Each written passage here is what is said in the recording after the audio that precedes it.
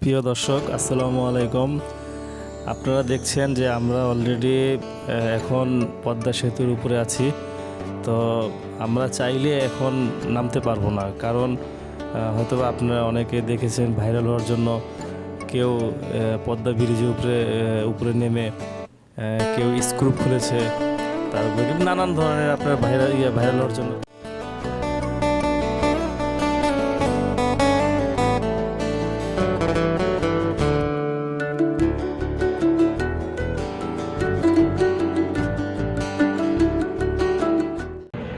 এখন আর নামা যাবে না, এখন গাড়ির ভিতর থেকে আপনাকে দেখতে হবে। দেখি যদি সামনে যদি গাড়ি ব্রেক থাকে তাহলে গাড়ি চাপায় দেবো।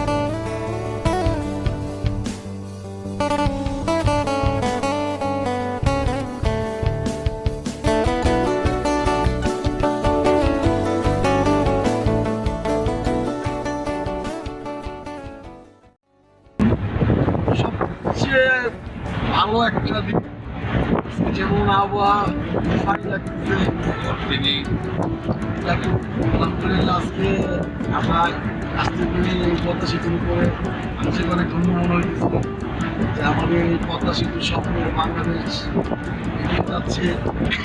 আপনার মানে ইয়েটা কি, আপনার এই যে আজকে এই বর্তমান সরকার যে এত বড় একটা উদ্যোগে পদ্মা সেতুর কাজ শেষ সম্পূর্ণ করলো, সরকারের গুণগান তো বলে শেষ করতে পারবো না ভাই ভাই আপনার অনুভূতি আপনার কি? না এখানে কথা বলেন ভাই, কি নাম ভাই আপনার? আমার নাম ভাই মোহাম্মদ রফিকুল ইসলাম জুয়েল। জি, বর্তমানে আপনি এখন কোথায় আছেন, কি করতেছেন? আমি তো পদ্মা সেতুর উপরে আছি।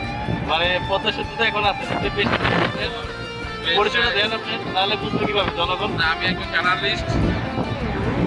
আপনাদের 10 জনের খবরাখবর আমি প্রচার করাই আমার কাজ। বহুদিন পরে পদ্মা সেতুতে এসে পদ্মার উন্নয়নের একটু ভাবচিত্র দেখতে আসলাম। আসলে আমাদের এই দেশের বর্তমান সরকার, আমরা আসতেছিলাম আবার একটু আপনার কি চলে গেছে? ভাব চলে গেছে। আসার জন্য কি করতে হবে ভাই? আমরা কাছাকাছি আছি, এটা তো সবসময় নাই। এখন আমরা যেখানে সবসময় আসি, আমাদের এলাকা আসবো। হ্যাঁ, আপনাদের এলাকায় যে বর্তমান সরকার যে এরকম একটা ব্রিজ করে দিল, এটার আপনাদের মানে অনুমতিটা কি? হ্যাঁ, খুবই ভালো লাগছে, আমাদের খুবই উপকৃত হচ্ছি আমরা।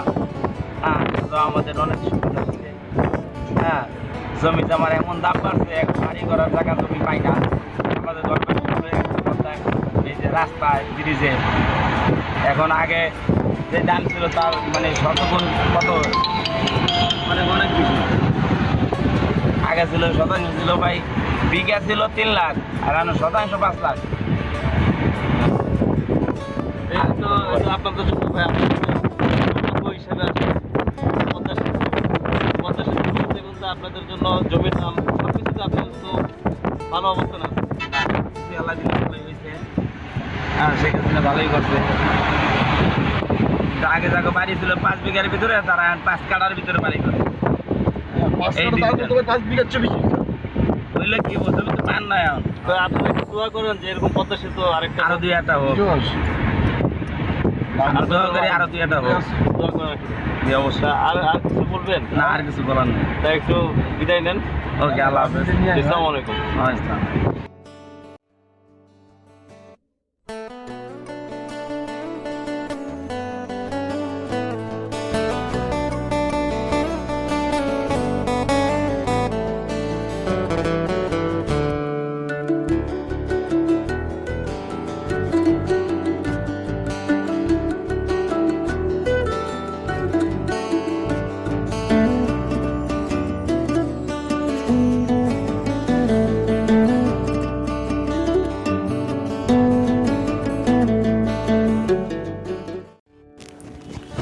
চলতে চলতে আমরা অলরেডি হারুন ভাইদের বাসায় পৌঁছে গিয়েছি এবং তাদের এখানে যে আতিথ্য করেছে খুবই মুগ্ধ আমরা।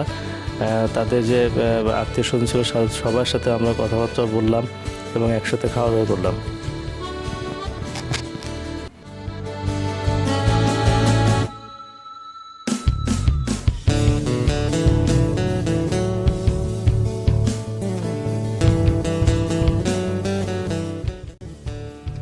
খাওয়া দাওয়া শেষ করে আমরা একটু ঘুরতে বেরোলাম। হ্যাঁ,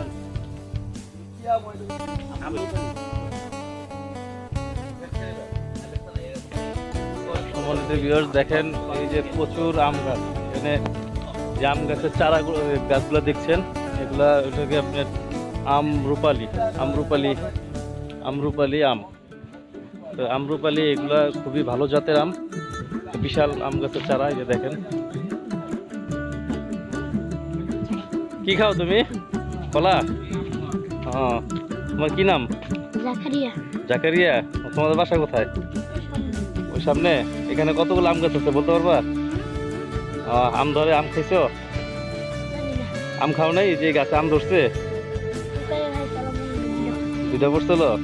ভালো থাকো। হ্যাঁ, সেখান থেকে আম গাছের থেকে আম বাগান থেকে ঘুরে তারপরে আমরা চলে গেলাম তাদের ছোট্ট করে একটি খামার। সেখানে প্রায় 4-5টি গরু ছিল। সেই গরুর খামারটি আমরা ঘুরে দেখলাম।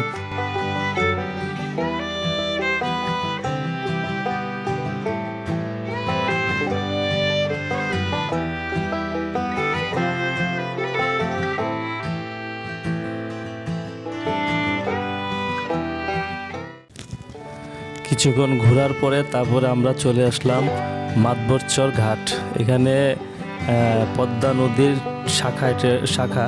তো এখানে থেকে অলরেডি মাতবরচরের এখানে একটা হাট আছে, সেই হাটের থেকে আপনার অনেক বেচা কেনা হয় এবং আপনারা দেখতে পারতেছেন যে অলরেডি পাশে অনেক লঞ্চ স্টিমার আছে। এগুলো দিয়ে আসলে বাংলাদেশের অনেক দূর দূর প্রান্ত থেকে আপনার ব্যবসায়ীরা আসে, ব্যবসা করে আবার চলে যায়।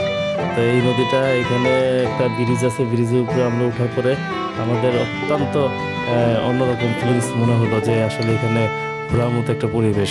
আপনারা চাইলে এই মাতবরচর এই ব্রিজে এখানে আসতে পারেন, আর এই যে নদী যে আছে নদীর আশেপাশে ঘুরতে পারেন। খুবই চমৎকার একটি জায়গা।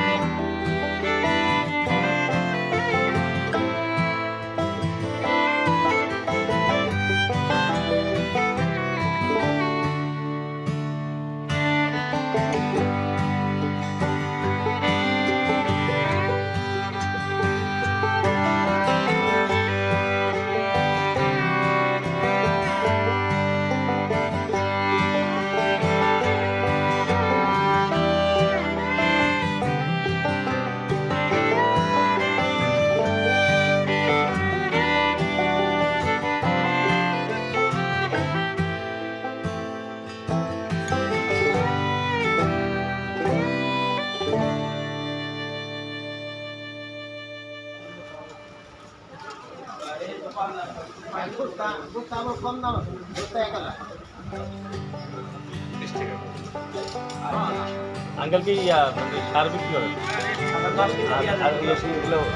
ওষুধ লাগবে আর মেডিসিন লাগবে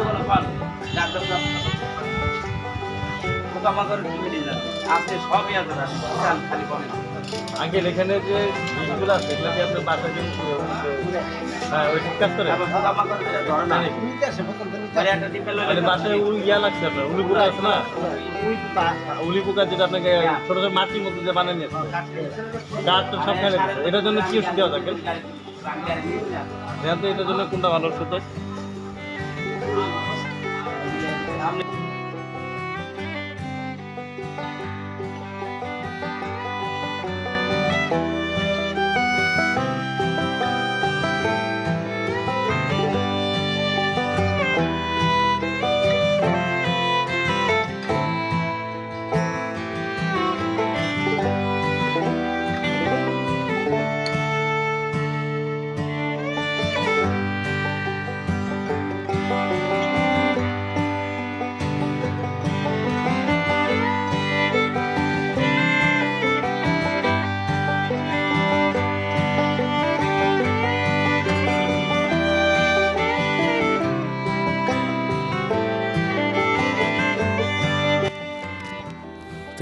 ভিউয়ার্সরা দেখতে পারলেন আজকে আমরা সারাদিন অনেক ঘোরাঘুরি করলাম। আমরা ঢাকার থেকে রওনা দিয়ে পদ্মা সেতু হয়ে শিবচর হয়ে পাঁচচর ছিলাম, পাঁচচর থেকে চলে গেলাম মাতবরচর, মাতবরচর থেকে আবার চলে গেলাম আমরা মাদারীপুর শহর থেকে। ওইখানে একটু কোর্টে আমাদের কাজ ছিল, কোর্টের কাজ শেষ করে ভাঙা হয়ে আবার আমরা মাতবরচরে ঘাটে আসলাম। ঘাটে আসার পর সেখানে একটি নদী ছিল, নদীর ব্রিজের উপরে আমরা অনেক ঘোরাঘুরি করলাম। তারপরে আমাদের যে হারুন ভাই ছিল তার বাসায় আমরা খাওয়া দাওয়া করলাম। খাওয়া দাওয়া করে তারপরে আমরা সারাদিন ঘোরাঘুরি করে সন্ধ্যায় কিংবা বিকালের দিকে আমরা ঢাকার উদ্দেশ্যে রওনা দিলাম। আমাদের এখানে আজকের মতো আমাদের ঘোরাঘুরি শেষ হলো। তো ভালো থাকবেন, সুস্থ থাকবেন, আমাদের জন্য দোয়া করবেন, আপনাদের জন্য দোয়া করি। সবাই ভালো থাকেন, সুস্থ থাকেন। আসসালামু আলাইকুম।